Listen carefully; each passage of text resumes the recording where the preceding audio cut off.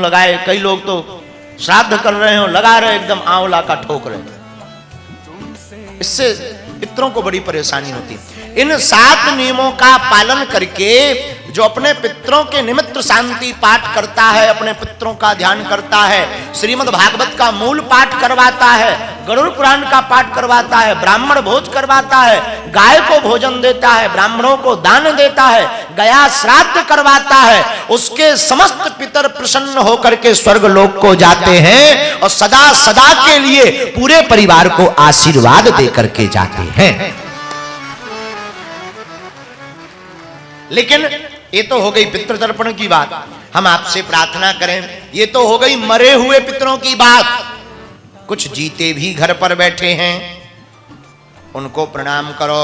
पर जियत पिता को दीन न नीर, मृतक पिता को हलवा खीर। है? जब तक बाप जिंदा है पानी को नहीं पूछते, मर जाए बाप हाँ देखो हलवा खीर मकानों पर रखते हैं, बाप कौवा बनकर आएगा फिर खाएगा ठटरी के बारे। अरे जब तक जिंदा थे तब तक नहीं पूछा, अब मर गए तो वो कौवा बनकर आएगा।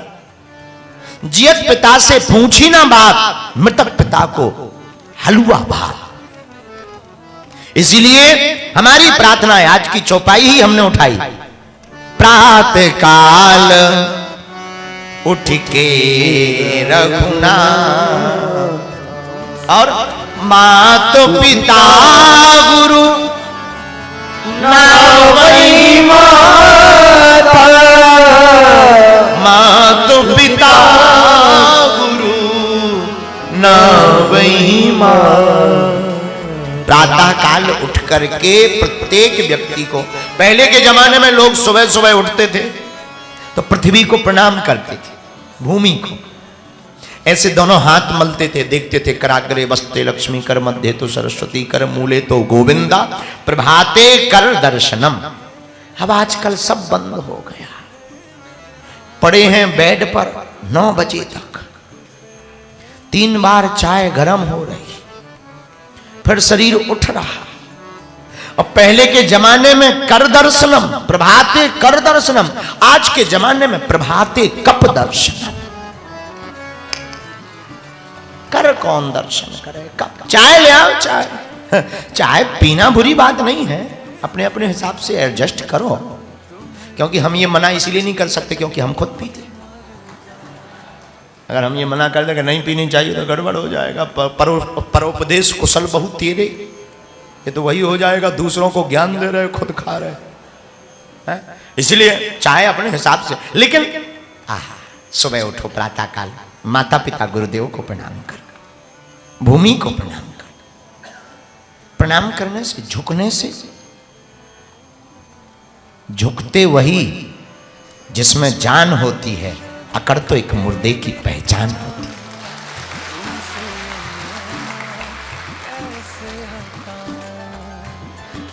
एक कथा आती है बड़ी प्यारी। आप लोगों ने महाराष्ट्र के एक भगवान का नाम सुना होगा।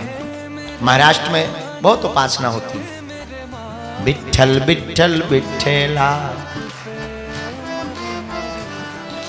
विठ्ठल विठ्ठल विठ्ठला, पांडुरंग विठ्ठला, विठ्ठल विठ्ठल विठ्ठला, पांडुरंग विठ्ठला। तो श्री विठ्ठल महाराज की पूजा महाराष्ट्र में होती है। और एक बहुत प्यारा गीत हम भी गाया करते थे जब महाराष्ट्र कथा में गए थे। विठ्ठल माझा माझा माझा माझा माझा, विठ्ठल माझा मी विठ्ठलाचा,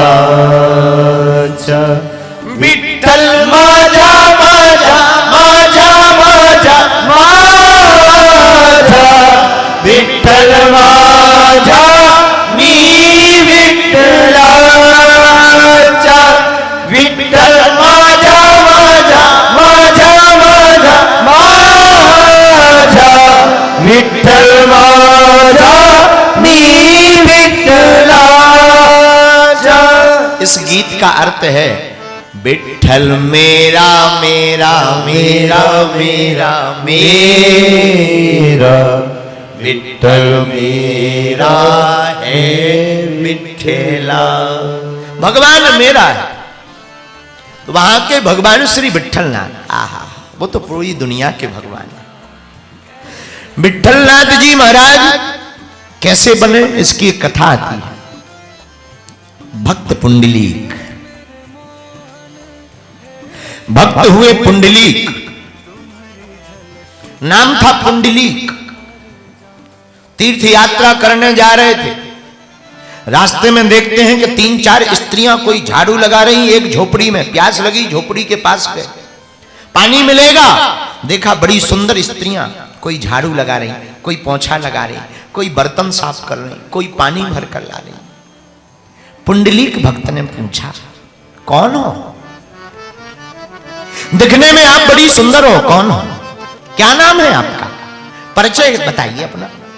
उन स्त्रियों ने कहा, महाराज मेरा नाम गंगा है। दूसरी ने कहा मेरा नाम जमुना है। तीसरी बोली मेरा नाम सरस्वती है। और हम स्त्रियां नहीं है, हम गंगा जमुना सरस्वती नदियां हैं। तो पुंडलीक जी ने कहा कि हम तो गंगा स्नान करने जा रहे थे, बीच में ही आप मिल गई, लेकिन इस झोपड़ी में तुम क्या कर रही हो? क्या काम है इस झोपड़ी में? आहा, बड़ा प्यारा जवाब दिया। तीनों स्त्रियां बोली, महाराज इस घर में जो बालक रहता है वो माता पिता का भक्त है, और जो माता पिता का भक्त होता है उसे गंगा स्नान करने की जरूरत नहीं है। हम तीनों उसके घर स्वयं चल करके जाते हैं। आहा, इतना सुनते ही पुंडलीक जी की आंखें खुल गई। मन में विचार करने लगे कि हम तीर्थ तो जा रहे हैं, पर माता पिता के चरणों में भी तीर्थ है, वहां नहीं गए। अब प्रायः बहुत से लोग ऐसे हैं, भगवान को मंदिर में खोजते हैं, भगवान को दरबारों में खोजते हैं, भगवानों को द्वारों पर खोजते हैं। मेरे पागलों, मेरा मानना है भगवान को अगर घर में माता पिता में खोज लिया जाए, इससे साक्षात मूर्ति कोई और नहीं है। साक्षात भगवान इस धरती के माता पिता है। माता पिता से बढ़कर के माता पिता और गुरु तीनों साक्षात रूप है। लेकिन हम लोग मंदिरों में भगवान देखते हैं, घर पे भगवान नहीं दिखाई पड़ते। हम लोग बाहर भगवान को खोजते, घर पर परमात्मा नहीं दिखाई पड़ता। मेरे पागलों, मेरी प्रार्थना है माता पिता इस धरती के चलते फिरते भगवान है। कल तुम राजा बनने वाले हो, तुम खुशी खुशी सो जाओ, राजा बनेंगे, राजा बनेंगे, राजा बनेंगे। सुबह होती ही राजा बनेंगे, लेकिन सुबह हो पता लगे तुमको वन भेज दिया गया। आप राम जी की जगह होते क्या करते? ऐसे थोड़ी होता है। हमें राजा बनना था, आज हमको वन भेज दिया, 14 साल दे दिया। ऐसे थोड़ी होता है। बाहर में जाए, हो गए मताई बात, हम केस करेंगे, मुकदमा करेंगे, और कोर्ट जाएंगे, पुलिस बुलाएंगे। यही करते, बोलो यही करते। पर धन्य है प्रभु श्री राम, कितना अद्भुत आदर्श है। सुबह कल राजा बनना था, सुबह जब जागे तब माता कैकेयी ने कहा आपको वनवास मिला। तापस बेश विशेष उदासी 14 वर्ष राम वनवास। आपको 14 साल का वनवास मिला है। राम जी कहते हैं ये हमारा सौभाग्य है कि पिता ने हमें किसी काम के लिए चुना है। माई बाप, हम आपसे प्रार्थना करना चाहते, वो परमात्मा भी जब इस पृथ्वी पर प्रकट होता है तो माँ बाप के वचनों को नहीं टालता। मेरी प्रार्थना है तुम हमारी कथा सुनना या ना सुनना, हमको मानना या ना मानना, मेरी प्रार्थना है ईश्वर को पाने के लिए तुम तीर्थों में बाद में घूमना, पहले घर में ही माँ बाप में ईश्वर के दर्शन कर। यह है पावन तीर्थ, नाम है गया। इस गया में जो गया सो गया, नाम है गया।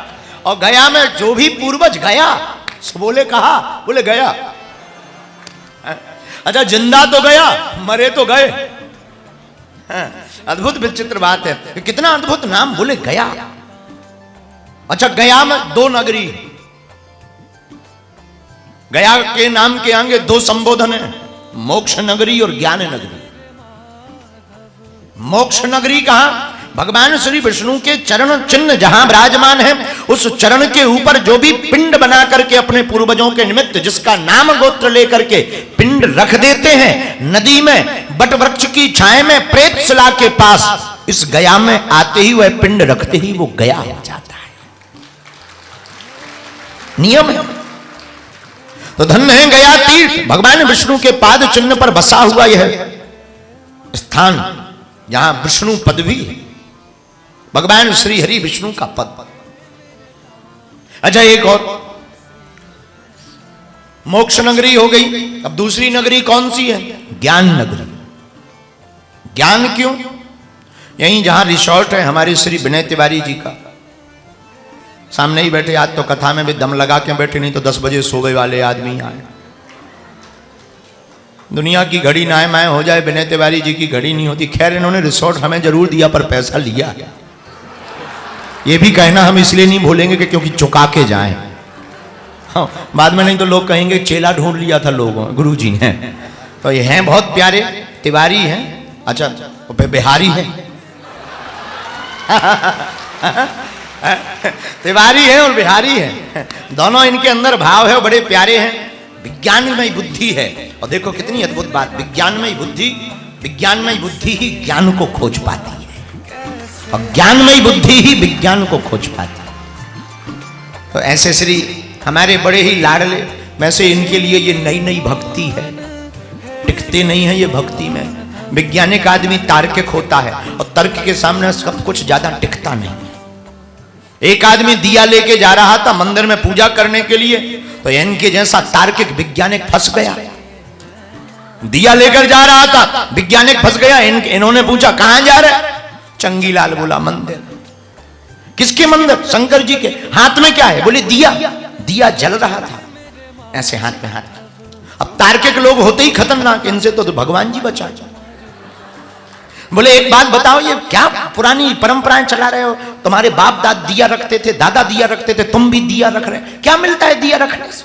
क्या हो जाता है दिया रखने से? बेफिजूली की बातें हैं, पुरानी परंपरा। अरे उन्होंने कहा भाई पिताजी ने रख रहे थे, हम भी रख रहे हैं, क्या बुराई है? हैं, तुम्हारे बाप पागल थे तो क्या तुम पागल? तार्किक लोग होते ही ऐसे। अरे बोले भाई देखो दिमाग मत खराब करो, हमें जाने। नहीं नहीं नहीं नहीं, एक बात बताओ, ये दिया में जो ज्योति है, ज्योति जल रही थी, ये जो ज्योति है कहां से आई? बताओ कहां से आई? हमारे जैसा आदमी क्या बता दे? लेकिन हम भी बुंदेलखंडी आदमी तिवारी जी से हार जाए। हमने भी गम नहीं खाई। तिवारी जी ने पूछा कि ज्योति कहां से आई, हमने फूंक लगा दी, ज्योति बुझ गई, दिया बुझ गया। बोले क्या हुआ? दिया क्यों बुझा दिया? हम कहिए बताओ ज्योति गई कहां? बताओ गई कहां? बोले तिवारी जी बोले हमें नहीं पता। हम कहा गई तुम्हें पता नहीं है, आई हमें पता नहीं है, काय को दिमाग खा रहा है? घर जाओ। जब गई तुम्हें पता नहीं, आई हमें पता नहीं, काय को दिमाग खराब करो? तुम अपना काम करो, हमें शंकर जी की पूजा करने हो। तार्किक लोग ऐसे होते हैं, लेकिन इनका तर्क बहुत संगतमय होता है, और ये भारत के लिए बहुत बड़ा काम कर रहे हैं, और निश्चित रूप से हमारे हनुमान जी के कृपा पात्र हैं, और हमारे प्रिय श्री मनोज तिवारी जी के बहुत ही अच्छे साथी हैं। तो इनके ही इस कौन सा रिसोर्ट है? संबोधि, नाम बड़ा प्यारा रखा, संबोधि, बोधि, संबोधि, और कितना अच्छा नाम है। हमने जैसे नाम पढ़ा था जब पहली बार नितिन जी ने, तो ज्यादा तो मंथन नहीं किया, बोले रिसोर्ट बुक कर दिया हमने गया जी में।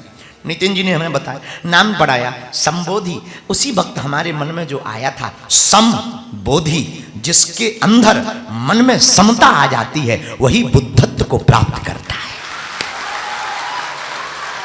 और अद्भुत बात यह है, गया जी से 10 किलोमीटर की दूरी पर यह रिसोर्ट है संबोधि। और हद बात यह है, एक नजर मारो आप बाहर तो वे यहीं पर वो वृक्ष है जहां महात्मा बुद्ध को बुद्धत्व की प्राप्ति हुई थी, जिसे बोधि वृक्ष कहते हैं। बोधि, बोध हो जाना। बोध का मतलब जिसे ज्ञान हो जाए, बोध का मतलब जिसे पता लग जाए। और पता क्या लग जाए? राम नाम ही सार है, बाकी सब बेकार है। ये पता लग जाना बोध है। बैठो आप आसान, बुरा ना मानिए, आप हमारे अपने हो, वो तो बातें हैं आ जाती हैं तो हम छोड़ते नहीं हैं, ये बात अलग है। तो बोध का मतलब पता लगना। ऐसे श्री तिवारी जी के इस हॉल में अच्छा एक बात बताओ, बाहर लोग खड़े थे, उन सबको बुलवा लो, कोई खड़ा ना रहे, बेचारे आशा में खड़े रहते। कल 3 माताजी पूरी रात कीर्तन करती रही।